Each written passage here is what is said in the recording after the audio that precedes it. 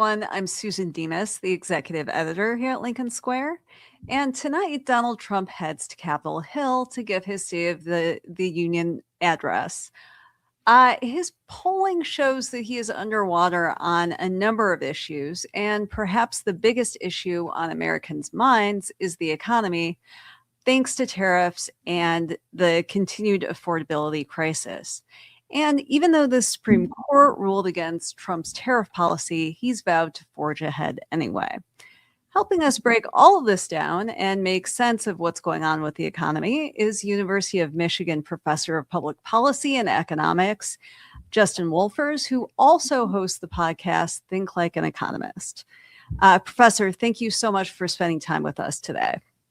Mate, I can't promise I can make anything make sense, though. We can dig into it. But if you can make it make sense, then I'll be excited.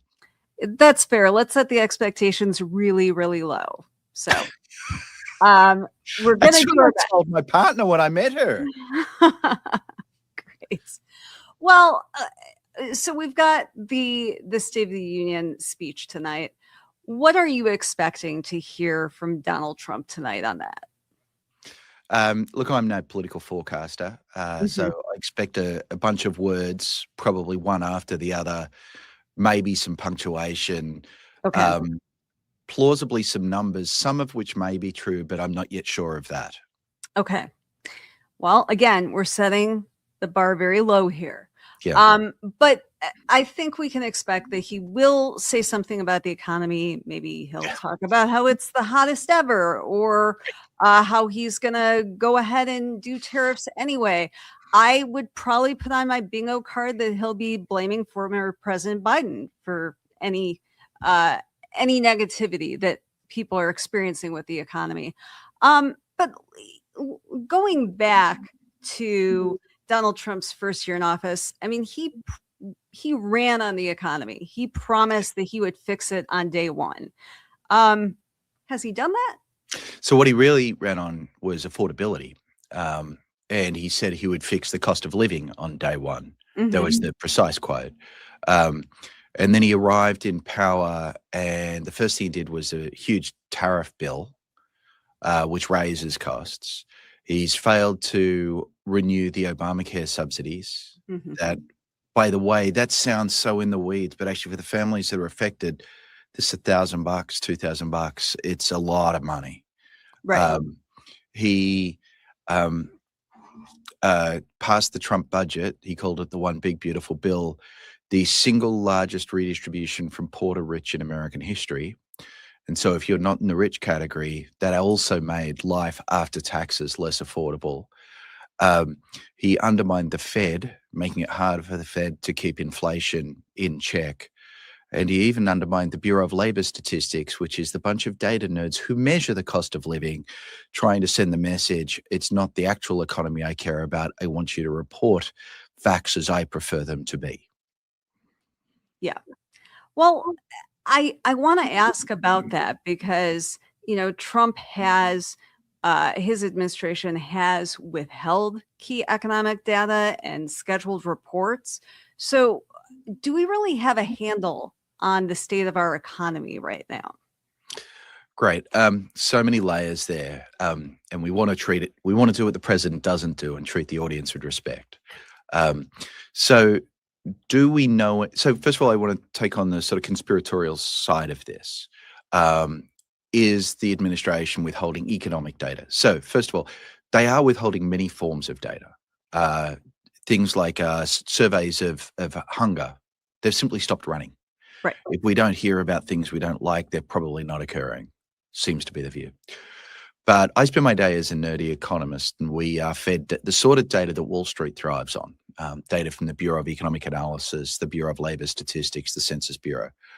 All of those organizations, none of them are funded as much as they want, but all of them are basically continuing to do their work exactly as they did in the before Trump era. And so the numbers that those organizations are putting out are all credible and all reliable. No number is ever perfect. But the imperfections, one hopes, are unrelated to the political cycle and who benefits and so on. And that's basically how I would characterize all of those economic data. Now, having said that, there was a government shutdown. The government shutdown meant that some of those valuable data weren't collected, particularly in October. That has ripple effects that actually mean that a lot of the data for the end of 2025 are not quite, they're a little foggier. So the data are, again, no numbers are perfect, but the imperfections here are a little larger than normal. And we can dig into some of the ways in which they are. So we were already steering through fog. The fog got a bit thicker through the end of the year. And then you asked such a rich question, Susan, which is, how do we think about and can we trust data? What I just said to you and to the viewers is you can trust the data as it is coming out of the statistical authorities. Now, that's not the way everyone consumes numbers. It's how I do it. They might listen to something the president says. They might believe a word the Treasury Secretary says. They might turn on the news. And here I've got much worse news, which is the history of American politics, roughly speaking, was if the president said it in the State of the Union, it was true. I know that my partner used to work. It was sort of lightly misrepresent things your way, but the fact was true. That simply is no longer the case. The president now is attending rallies where his staff have pre-printed signs that say lower prices. You would think you could only do that if we had lower prices. We don't. And here I can make the case many different ways. I could say I've got nerdy statistics that come from thousands of people fanning out through stores, checking price tags. It's called the Consumer Price Index. It's risen every month through the Trump administration. Or I could say, who are you going to believe, your grocery bill or a president who hasn't been in a grocery store in decades? This is an explicit lie. And what we're going to hear tonight, when I said what we're going to hear is a bunch of words, some of them may be true, but many of them won't be. So the presumption that American political leaders once had that what they were saying was true, if not the whole story, has completely disappeared. I wanted to ask you about something because during the 2024 election, obviously the economy was a key issue, affordability, inflation, and during Joe Biden's presidency, there was a coining of a term called the vibe session, where, even though it was not a terrible economy, people felt like it was, because of the cost of their DoorDash bill and what was going on at the grocery store. So has that helped us, go down this path where we're not as moored to data and where we're more easily persuaded by anecdotal evidence, by TikTok videos, or by signs in back of the president saying, yes, we have lower prices now? Susan, I have so many feelings. And so your most important job is to cut me off. Okay. Because there's a lot to say here. Look, one of the few great calls I've made in my career is during the vibe session saying there was no recession. There was recession talk everywhere through 2022, 23, and some of 24. Bloomberg went so far as to say there is a 100% chance of a recession. Right. The thing that I do, my magic power, is I look at the data instead. And it turns out not only was there no recession, there was a very, very strong economic recovery underway. So what was happening? There's also no question that people felt bad. And I think it's worth noting that this was the first time we'd had a sustained inflation in 40 years. So here's the economic theory of how inflation normally works. Something happens where folks decide to raise prices. Once stores raise prices, workers say, well, the prices went up, can I have a pay rise? And then wages catch up. And that usually happens pretty quickly. Wages and prices tend to move together. We know actually that your purchasing power, which is your wages relative to your prices, pretty much doesn't depend on what's going on with inflation. It can for a year or two. Prices move, takes a bit for wages to catch up, but basically it's not a big deal. And if you go back a generation to the folks who lived through the 70s and 80s when the US had serious, substantial, and sustained inflation, people basically understood there was a rule. The rule was, yes, inflation will take it away today, but don't worry, your boss will come back with a pay rise tomorrow. Mm. Once you've lived with inflation for a while, you sort of come to understand how those dynamics are and what the true costs are. And so, yeah, you're kind of pissed when you turn up to the supermarket and prices are high, but you also understand it's temporary wages are going to catch up. Let's fast forward 40 years. We now have a whole generation who've grown up literally never having experienced inflation above 3% in their lives. So the terms of that deal, which are actually just rules of economics, are not at all obvious. And so what people saw was prices going up.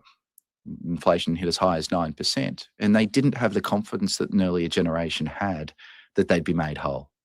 Mm. In reality, they were. Doesn't feel that way. But you can sort of see then how inflation took a bigger political chunk and really turned the national mood south. It feels like someone's stealing from your pay packet. Every time you go to the grocery store, these large impersonal forces feels like taking from you. And so the psychology of inflation, if you haven't experienced it in a long time, can be extra painful. Mm-hmm. I think that's what happened during the Biden vibe session. Fast forward to today, what's going on? So one is there's a huge Democratic talking point about the affordability crisis. You used the term yourself. At one level, there isn't really one, which is that wages have risen in sync with prices. So this is again reminiscent of 2023 in the vibe session. At another level, we are really worried about the state of the economy. In 2022 and 23, I understood there were adults in charge. I understood what the underlying economic forces were, which is basically the economy was healing after the coronavirus shutdowns. And I could be confident that the world was going to continue to get brighter every day, even if it didn't feel that way. In 2025, we had an erratic president with economic policies that you would put forward on again, off again, that were miles outside of the mainstream, and most economists thought would be very painful and very harmful. So the baseline confidence one has that tomorrow will be a brighter day has been taken from us. And in fact, surveys of the American people show that the share who believe that macroeconomic policy is poor is the highest it's ever been, and it's not even close. So what you have is the same vibes, I think, that were running around during the vibe session, which is inflation is still high. It feels like it's being stolen from you. This is a generation that's not used to the reality of how inflation works. And so it feels like theft. And so therefore it feels like affordability is in crisis. But you no longer have the comfort of knowing policy's here to help. In fact, you have the discomfort of days like Liberation Day, of the president persistently being on the front page of the paper, of markets crashing and rising and crashing, of other countries retaliating and so on, which if that doesn't cause discomfort, you're not paying attention. So the reality is I don't know where the economy's at. So far, the official numbers have been kind of bumbling along. And the question is, have they been bumbling along because these policies don't really matter, or because they're yet to really accumulate and bang, hit us? And I think none of us feel confident about that. And so I don't know what the future holds. And that's a very uncomfortable feeling. And that discomfort is not just that of a professional economist, but I think reflects or that's the story I tell to try to understand the immense discomfort lots of people are feeling. Consumer confidence right now is pretty much as low as it's ever been, which is to say worse than during the global financial crisis, which was terrifying. Worse than during the COVID pandemic, which was terrifying. And so I think this constellation of mismanagement, slowing economy, massive immigration shock, massive political shocks, people aren't crazy to be worried. Even if it is still true, the economy, the actual hard numbers we're getting are not yet as bad as many of the vibes are. Interesting. Well, as someone who has been covering politics for 25 years, the economy is always a top issue. But I was wondering if we could just peel back a little bit. Does the president, let's talk about this. Does the president actually control the economy? Or do we really give our elected leaders, especially the president, way too much credit and way too much blame? Let me tell you how I I want to give you three ways I'd answer that question at three different points in time, if I may. So if you had asked me this question in 2015, so before the first Trump presidency, and at any time before that, I would have said the obsession with the chattering classes, the press, and Washington with a link between the president and economic conditions, this obsession is not borne out by the evidence. If you think about most of what makes you decide whether or not to build a new factory, very little of it is controlled by the president. Interest rates matter for sure. The broad business environment matters, but most presidents basically try to keep it so that folks want to invest. The joke I remember back during the 2000 election was that was set it to be an election between Gush and Bohr. The claim there being that the two candidates were so similar on so many of the issues. I didn't buy that, but I just wanted to sort of make the point. So, when your choice... There was a whole South Park episode about that, so. Okay. Yeah, so when the choice is between someone who's sort of center-left and sensible and center-right and sensible, it turns out you basically get sensible-ish politics, sensible-ish economics, not big movements driven by the president. So I would have said, could you all stop talking about the president when you talk about the economy? There are influences, but they're small. Let's fast forward now to the COVID pandemic. And I now would have given a more refined, and did give a more refined answer that I think just reflects thinking a little harder. Most of the time, the president doesn't matter much. They matter a bit. But there are certain times when a nation's being tested, when judgment matters. And I would have said the eve of a war, during a pandemic. And my experience during the pandemic, my personal experience, is it was a great time for leadership. And in different parts of my life, I watched different leaders being tested. My local soccer club did an amazing job. And I'm so grateful that they kept us safe and did a terrific job. My local public school system did a terrible job. They turned off all the schooling for too long. And, again, different people have different views about this. They turned off all the schooling for too long. And as a result, kids lost out in really fundamental ways. My dean at the public policy school did an incredible job. He led by example. He brought people together. We did what we could, and we did it safely. My university president did a horrible job. He would send 34-page emails in 11-point Times New Roman and fundamentally failed to bring people along. And I bet everyone who's listening right now can tick through and say, hey, that was a moment when we learned leadership mattered and we learned the good ones and the bad ones. Mm-hmm. And I think that goes for national politics as well. No, actually, it's kind of a mixed bag, which is I sometimes like to shake up my very left-wing students by saying what was the most important economic policy in the 21st century? And I actually think it was Operation Warp Speed. The invention of the vaccine. Let us all go back to work. Let us go back to school. Let us go back to social interactions. Let us resume our lives, and let us do so safely. It's hard to imagine any other economic policy in the 21st century that's been as consequential. So in the good news, President Trump actually was behind that. Right. But his failings as a leader, I think, were extraordinary. Refusing to measure the number of COVID cases. Mm-hmm. Adding that uncertainty doesn't make anyone safe, and it doesn't yield more productive economic activity. Refusing to mask, recommending that we drink bleach, and on it goes. So the second answer I want to give you is often the president doesn't matter, but sometimes they're tested. And when they're tested, we tell. So I would say since Vietnam War, it probably didn't matter much. And then boom, we hit COVID. Now it's 2026 and I want to give you a third answer, which is if you're drawn from the distribution of sensible people who are qualified for the job and take the responsibilities of office seriously, then presidents typically don't matter. But they all have the power to be destructive. None of them historically used that power. This time is different. To give you an example, I haven't checked this in the last 30 minutes, but as of Friday, the president threw a tantrum and imposed a 10% tariff on every country around the world. Then he woke up on Saturday and changed it to 15%. Mm-hmm. But I just checked the White House website.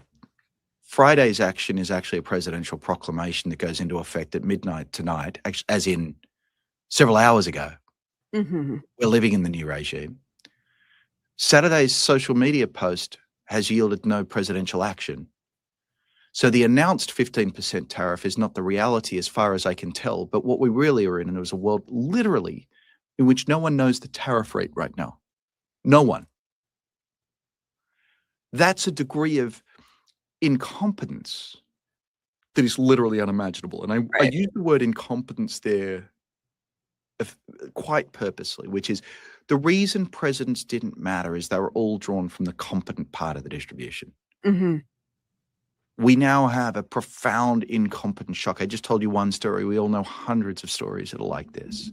And so being 20 times more incompetent than the average president can, in fact, yield economic implications. That's a long answer. Sorry. Well, I have sat through many hearings on local and state and federal tax policy. And the common theme that I would always hear from business groups is we need certainty. And that seems to be sorely lacking from President Trump, even though some of his economic policies are very much favored by business groups, particularly his massive tax cuts for those at the top of the income spectrum. But there is a lot more uncertainty in President Trump's fiscal policy than in past presidents. And I'm wondering, what are the short-term and potential long-term effects, not just on our economy, but the world economy? Okay. Let me speak quickly to uncertainty and then take on the second question. So, look, here's why uncertainty matters. People often tell you that consumers are 3/4 of the American economy, and that's true. But the truth is, no matter what the state of the economy is, I still need to buy food for my kids. I still need to buy clothes.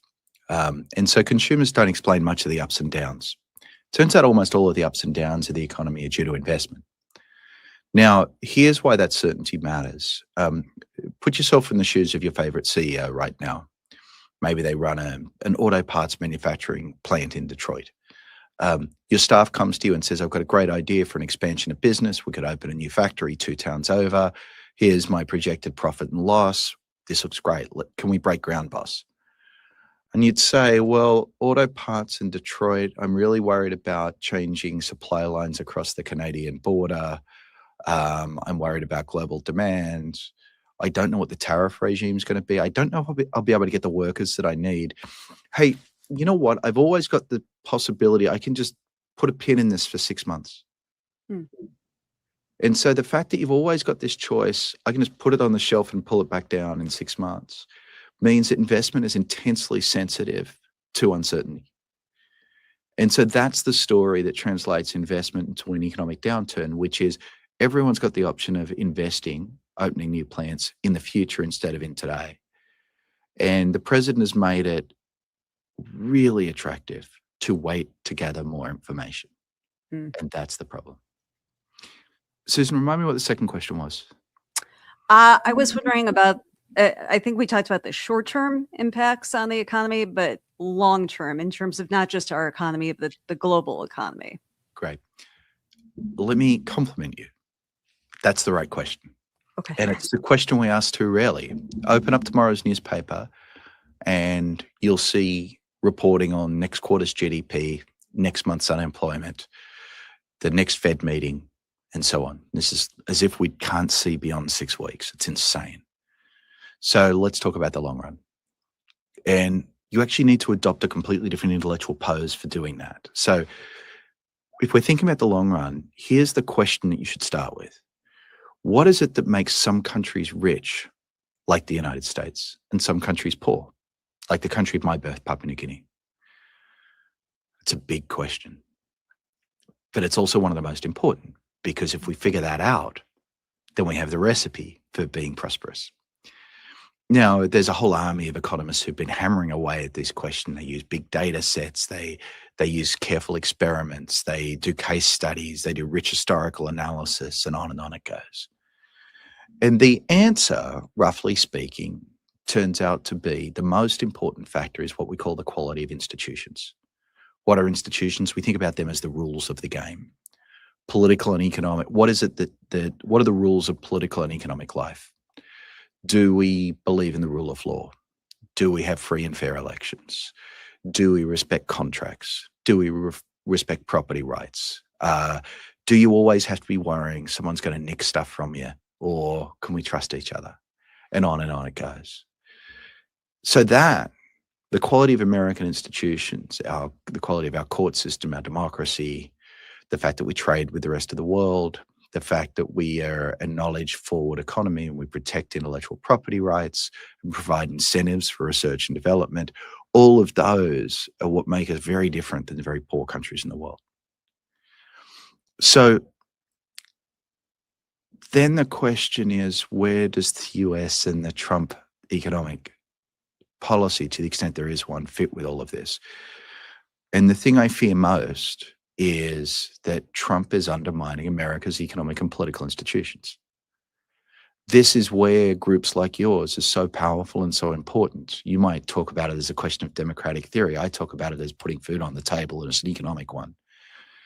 The events of January 6th are the opposite of democracy. There are people asking questions, where are the ICE agents going to be on Election Day in November 26? Will the election results be respected? Mm-hmm. We have the trade issue. Are we going to engage with the rest of the world? Or, there was a time when the United States wanted to punish a global bad actor, we would isolate them. We tried to isolate Iran. We tried to isolate North Korea. The president is trying to isolate the United States. Where do we stand with immigration? The United States wins lots of Nobel Prizes, but you look at the last names of the folks who win those Nobel Prizes and you listen to their accents, and the engine of future prosperity is innovation. And you look at the changes that are about to be wrought to the global economy because of things like AI and realize that was a couple of nerds in a room with some funny sounding last names. And as the president undermines these institutions, he's undermining our long run determinants of prosperity. It's an important story because it's the most important story to tell, but it's a hard story because it's not going to show up next quarter in GDP. Mm-hmm. Because really what we're talking about is, will the next breakthrough, whether it's a vaccine or a new form of artificial intelligence, will that be invented in the United States? Or will the potential inventor be in some other country because they couldn't get a visa? Or will they be in the United States but unable to access capital markets, Mm-hmm. or scared, or they got kicked out halfway through their graduate program, and this next great innovation never happened? And the thing is, that's not visible directly in the data. It's only visible when our kids grow up and they arrive in the labor market and they discover that the set of opportunities we hoped they would have simply isn't there. So that, Susan, is why I really think you're asking the most important question. And it's one we spend far too little on, but it's actually where all the stakes are. And it's because of that even though we will have another president, it's not something that we can just put the genie back in the bottle so easily. And that, to me, as a parent, is one of the more terrifying aspects of what we're dealing with here. Here we are, just 6 years after the worst pandemic we've experienced in a century, and we have companies like Moderna that are not pursuing the next generation of vaccines because they cannot get the support from our federal government. That's not just going to be a problem for the next pandemic. That's a problem for decades and generations to come. Yeah. And so that I would count as one of those institutions of belief, trust, faith, and science. And I don't see another way forward other than science. I get the do your own research crowd, but that's dumb. What am I going to do the next time there's a pandemic? Go and get a PhD in epidemiology and then read all the papers and then try and finally figure out whether these vaccines are safe? Mm-hmm. Or pay a little bit of tax so the government can hire the world's best nerds and put them in the best nerd super collider so that we have the best knowledge available to us, so that I can just go to a government website and find out what the best of the best are telling us. There is no do your own research because the science is based on the experience of thousands of people, millions sometimes. When I do my own research, I ask around my neighborhood and I find out how 3 other people reacted after the vaccine. It's nuts. So yes, my belief in American institutions remains robust. My belief in science remains robust. And failing to put science at the center of science seems upside down and crazy. And Susan, here's a funny thing. I'm going to guess you and I have different voting records in the past. Is that right? I don't know. Perhaps. So I only became a citizen a few years ago. I tend to vote Democratic. Okay. Democrats used to be against conservatives. Mm-hmm. I've become conservative in the small c sense of the word, right? I believe that these things, science, the rule of law, democracy, are the foundations of American prosperity. And if you want to go further, greatness. And I want to hold on to them. Mm-hmm. I understand the case against conservatism. When you're in a society that is failing, you should rip everything down. It's not working. But when you're the richest country in the world, at the richest moment in world history, the case for tearing it all down is really weak. The case for conserving it is really strong. Mm-hmm. And so that's an argument against everything this administration's doing. Why do you think there's been such a pull in the last decade, and I would say certainly since the pandemic, to burn it all down? That and that seems to cross party lines too. Where do you think this is coming from? Let me preface my answer by telling you that we're skating outside of my expertise, but I'm happy to answer you as a person. I just don't want anyone to give me any credibility I don't deserve. One part of me gets it. So first of all, the pandemic was hard. Mm-hmm. It was confusing. It was difficult. There's no good way of managing it. Nothing could please everyone. It was just a hard time. Of course, there'll be immense social ructions as a result. And I think you're right to point to that as an important precursor. Secondly, look around you. American politics sucks. And if you looked at Washington and you thought that was functional, you're not really paying attention. Right. And so the best story I've ever heard is people want to raise a middle finger to Washington or to elites, and Trump is the only middle finger in town. Hmm. I don't have a deep theory of this, but I do think, for elites, particularly for financial elites, if what they want is to maintain a system that served them so well, they should kind of make sure it serves other people well as well. That Wall Street has more to gain by sharing the wealth than anyone else, because it creates it makes the whole thing sustainable. And when they walk away from that responsibility, that's how revolutions happen. And we're sort of in the middle of a revolution. Hmm. Well, I will steer us back towards your area of expertise. Safer ground. Don't get me in trouble. Well, let's talk about the Supreme Court's decision last week. Oh, great! Because I'm a lawyer. Not asking you to break you. down their decision. That would be a lot, but just the economic theory behind it was Trump said that he has the authority to impose tariffs under the International Emergency Economic Powers Act. The Supreme Court said, no, you don't, but you can go through Congress. Yeah. Trump being Trump said, I'm just going to do it anyway. But can you give us a brief history of Trump's obsession with tariffs, what he is trying to accomplish here, and how a tariff regime could possibly work, maybe outside of what he has proposed? Okay. Wow. You want me to write a dissertation on that, or we've just got 2 about or 3 10 minutes minutes. of snappy bullet points?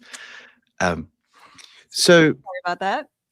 I think the most important thing that the Supreme Court said, and I think it's really important for people to get it clear in their head, The Supreme Court did not rule out of order any tariffs.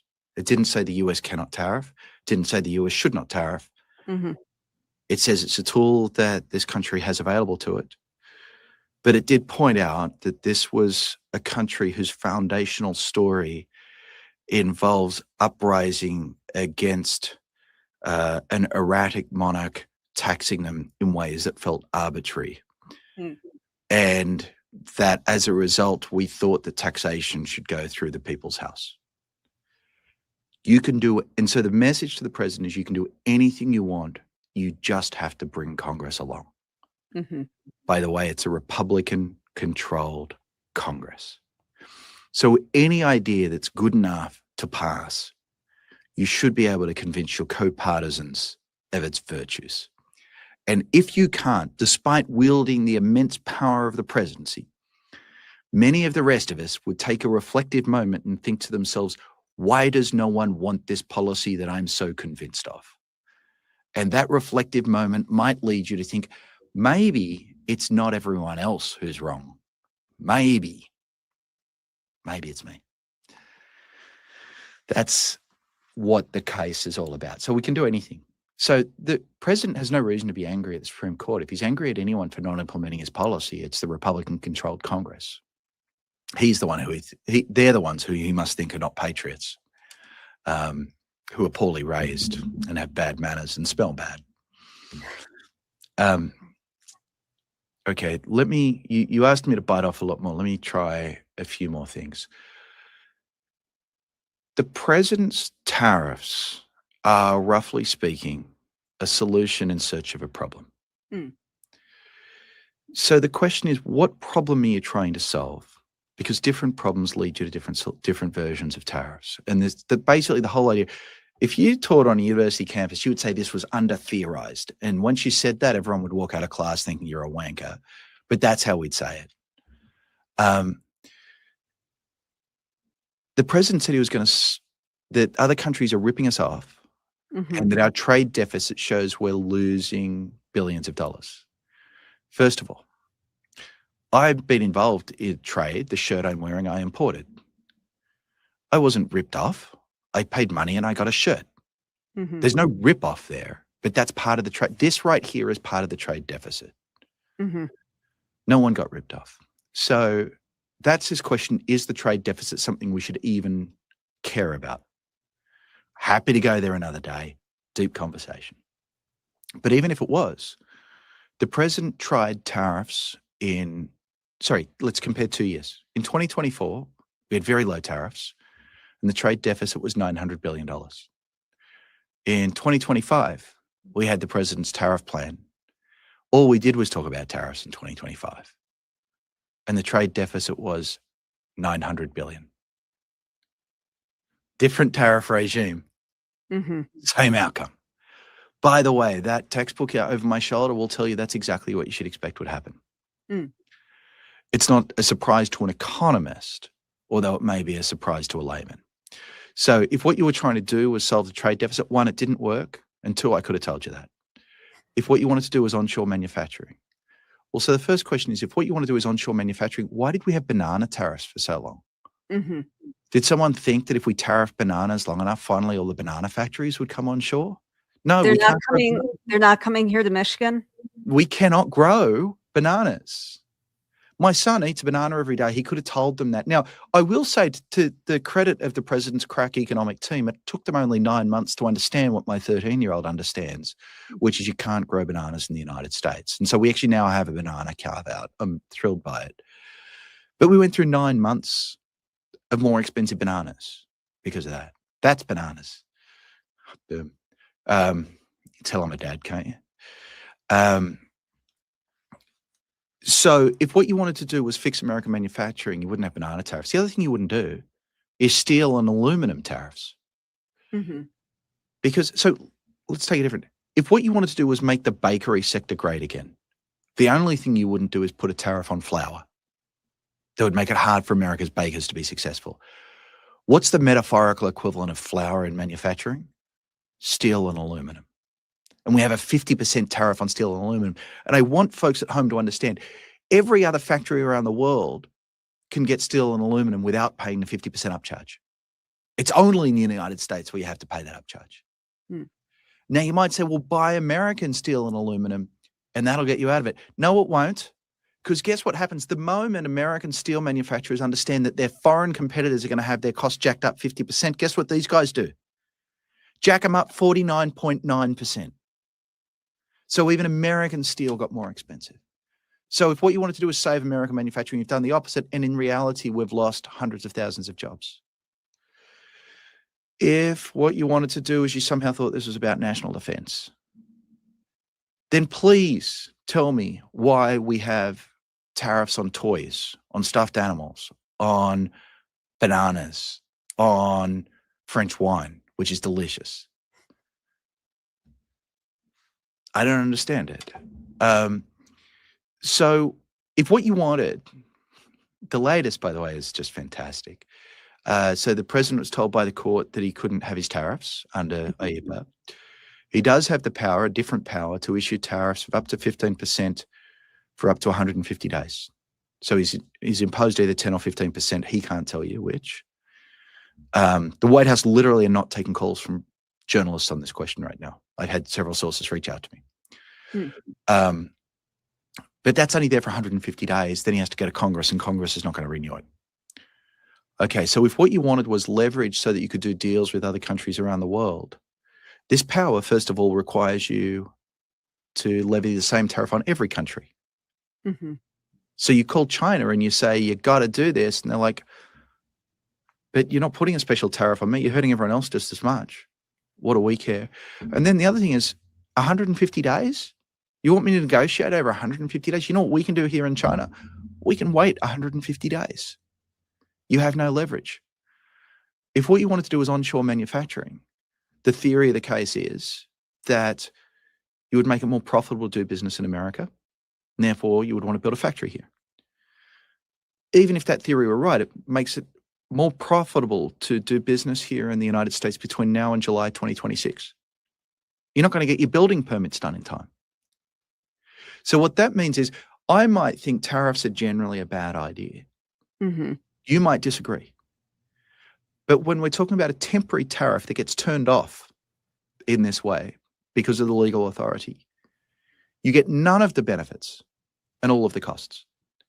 So we don't need to argue about whether in theory tariffs could be good. The actual ones that the president is imposing are incoherent and will not achieve their stated goals.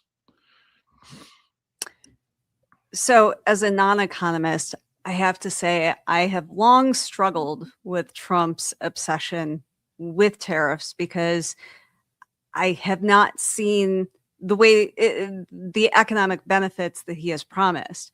And so the frame that I use as a political journalist is that this seems to be part of a larger viewpoint that he has, in that he believes that other countries are ripping us off. That is how he views our NATO alliance and why he hasn't been so eager to help Ukraine. And how he said that countries in Europe have they haven't contributed enough. They're living off of our money and our hard work there. And that seems to be a theme with tariffs as well. And so he seems to think of this as a way that America can assert its dominance. And I'm just wondering if you think that there's something to that, or am I missing the economics of this? No, I think you've got it right. So look, here's my first prescription for the president. Totally serious. The most important economic policy we could implement would be a gratitude practice. Just wake up and say what you're happy about every day, Susan, and not bitch the rest of the world is ripping us off. Actually, the president could wake up and say, I don't have to work very hard.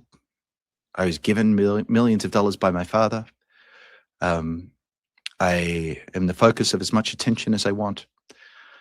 The world really couldn't have been more kind to me.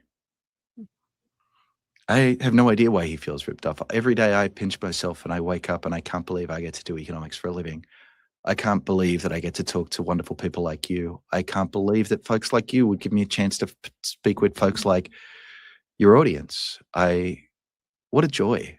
I can't believe the joy that my kids will never feel hunger, that my partner got to go through childbirth safely, that I take vaccines that keep me safe. I am part of the richest country at the richest moment in the history of the world. We are blessed beyond measure. And that's how I think about the world. Now, it's not the president's view. And actually, you got at a very deep point, which is the president wants to exert his dominance. Very early on in the first Trump presidency, Adam Davidson wrote a wonderful column for the New York Times Magazine that basically got at what's the heart of Trumponomics. And ever since then, I've actually thought it's the smartest thing. If you're not very good at economics, you think that economics is about competition. This company is trying to beat that company. This employee is trying to get ahead of that one. It's all about competition. The reality, though, is underneath that competition, that's a facade or an organizing device actually for what economies create, which is cooperation. What we create is ways where each of us can specialize in what we're good at, and each of us can swap a little of what we're good at for a little of what you're good at. And we can each make each other better off. That there's a bright young computer science graduate in Silicon Valley right now who's coding the next version of iOS. And in return, he or she will ship that abroad. And someone in China will create the physical version of the iPhone. And in return, they'll ship that back. And then each of us will get this extraordinary technology in our hands. And also in return, the folks in China get the same technology where they didn't have the computer scientists who could have written that operating system. The whole idea of all forms of trade is that we're better off together than we are apart. The way I actually teach it in my classes is I start not by talking about nations, because nations are confusing. I start by talking about couples. Susan, are you currently in a partnership? I am. Wonderful. And I'll tell you about mine. I woke up this morning and I made Betsy a coffee. And then she helped the kids get their breakfast together. Now, we could have gone to autarky, not cooperating, right? Which is every night she makes her dinner and I make my dinner. Thing is, I'm shitty at making dinner. I'm terrible at it, right? And when the Wi-Fi goes out, I could have made Justin's Wi-Fi network work and leave Betsy's out, but instead we share. So I do a bit more time on the Wi-Fi and she does a bit more time making dinner, and I get better food and she gets better Wi-Fi. That's economics. That's trade. That's what the whole game's about. And that's the president's mistake. He doesn't understand. And so when you say, I'm going to punch China, if what you're doing is withdrawing cooperation, you're also hurting Americans in equal measure. There's no dominance play here. There's either cooperate or don't. There is who gets the biggest half of the pie. That does also matter. But you got to create the pie. You got to bake together. And so this idea that economics is competition, not cooperation, that it's a fixed sum, that's what you get a lot of zero-sum game thinking out of the president. If China's hurting, a lot of people say the president managed to get China to hurt with these tariffs. What's he going to do now? And I have to remind them, the only way he hurt the Chinese was to reduce cooperation, which hurt Americans as well. What's he going to do now? Stop hurting us. And so, look, Susan, I know this isn't where you want it to go. But at the end of it all, I think there's two great failures in American life that led to the president and his worldview. One is a failure of an economics 101 teacher once upon a time at the Wharton School, because my students would never make these mistakes. And two, dads matter. Because dads can teach you that it's okay to cooperate. Dads can help your heart grow bigger. I mean, mums matter too. But I'm a dad, and one can read about the role that Fred Trump played in his son's life. And if those two folks had gotten stuff right, we'd be in a very, very different world right now. Well, Justin, I really have appreciated you taking so much time to speak with us and walk us through on this crucial day before Trump's State of the Union address, but just about so many other issues with the economy. If you don't currently listen to his podcast, it's called Think Like an Economist. It's wonderful. And I really hope that you will come back and speak with us in the future. It'd be a joy. Hey, can I plug something else? Think Like an Economist is a course. We finished doing the course a while ago. It's great to learn. I just started a YouTube channel where I want to teach the world economics. And so if you're someone who wants to come join the next conversation, I would love to, if you come find us. I'm at Justin Wolfers. Great. We will also put that out when we send out this episode as well. Thank you again for being here. Great pleasure.